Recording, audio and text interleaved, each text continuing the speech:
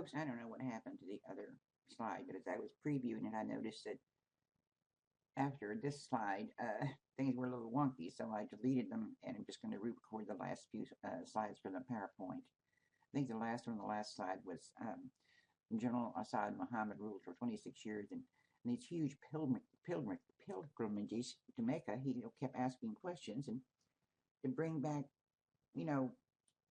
professional people and finding out what's going wrong to make the kingdom better. Actual changes that he made. He used, the laws of Muhammad and the Quran for legal system. He improved the banking and the credit system. He subdivided his kingdom and appointed carefully chosen people to administer the areas. He established a uniform system of weights and measures. He established and encouraged schools everywhere. He encouraged trade with other countries. And the universities that he had established in Timbuktu were a draw to students from all over Europe and Asia in law and literature and surgery. But here again, all good things must come to an end. And King Asa was overthrown by his eldest son. And after that, there began a decline in the prosperity of Songhai. And once the country's weak, as I said before, it seems like animals smell a weakness in another animal. And they're waiting to pounce. And in the late 1500s, the Moors from Morocco, with the help from Spain, overthrew the Songhai state and began their rule in Timbuktu. But for now, these are the major states of West Africa. And if you haven't figured out by this time, this is where we're concentrating our attention. There were some others that were mentioned. Smaller states. The first one that's mentioned is Ouagadougou, or commonly known as the Masai states. It was founded in the 11th century and it never was very large and located just south of the bend of the Niger River. It was, however, this densely populated area, as people were very fiercely independent. And for a while, there was even 5 different loosely federated states in a confederation. But the strength of the Masai people lay in their political and highly effective military system. And of course, their emperor was absolute. They repelled attacks by both Mali and Songhai. And I thought it was interesting that they didn't have a standing army, but they were so organized that at the drop of a hat, an army of trained, able-bodied men could be called on at a moment's notice. Kind of like our, I guess you'd say, our National Guard today. The next one mentioned is the Afno or Hassa people. It is reported that at one time there were as many as almost 7 different states together. And the best known, of course, was Katsinia. They were located in an area roughly that is known today as northern Nigeria. They were well known as centers of learning where law and theology were studied. So, when you think of Africa in the 14th, 15th centuries, you think of, like I say, people wearing loincloths, pitching spears, and chasing Tarzan chasing them around. And yet these people had universities. They were recognized in Europe, and people would come to study. In the middle of the 19th century, when Islam arrived, the Hassa states began to decline. The last one that's mentioned, the last 2 that I mentioned are Canaan and Borno. And they were located just east and west of Lake Chad. As a state, Borno Cayman began about 1220, but unfortunately did not have a stable government, though their copper mines did bring a sense of material wealth and prosperity to the people. But in the 17th and 18th centuries, the Muslims tried to subdue and convert them, and very little success. Complete subjugation did not come until the British arrived in 1900, with one portion of the area came under control and the other portion came under control of France.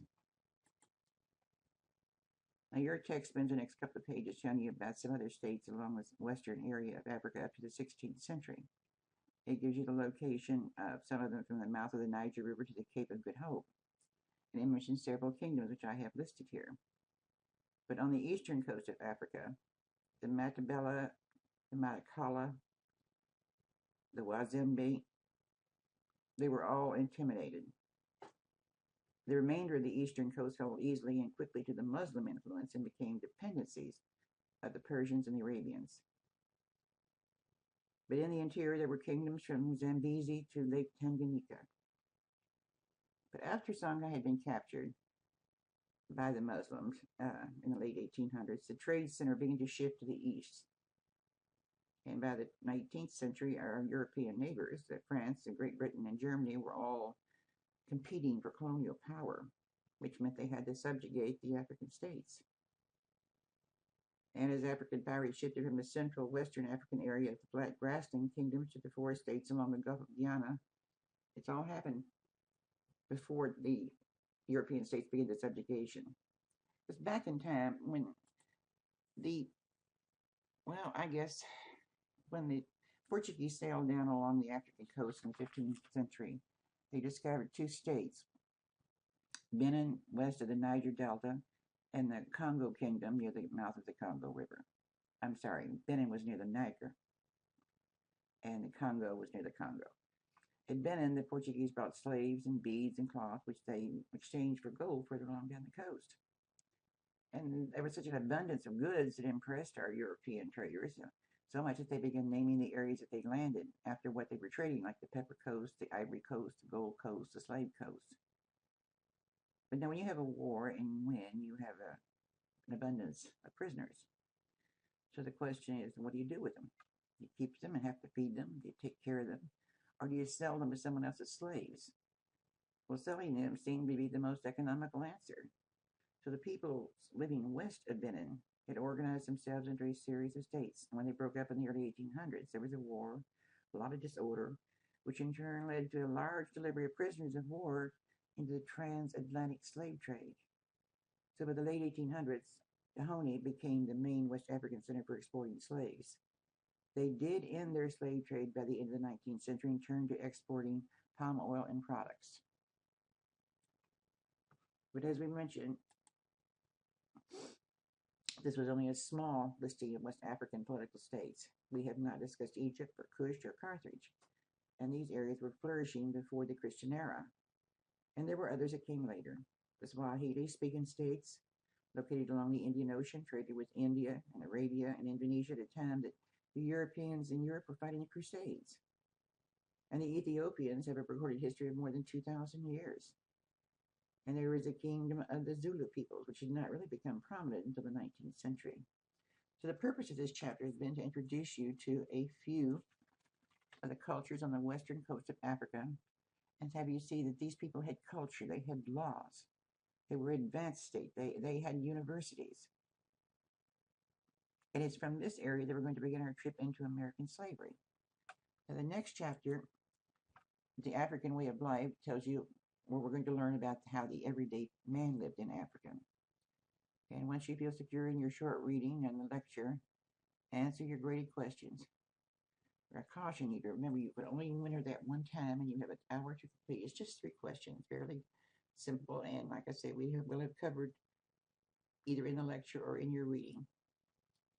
So take care. So good luck. And again, welcome to the class.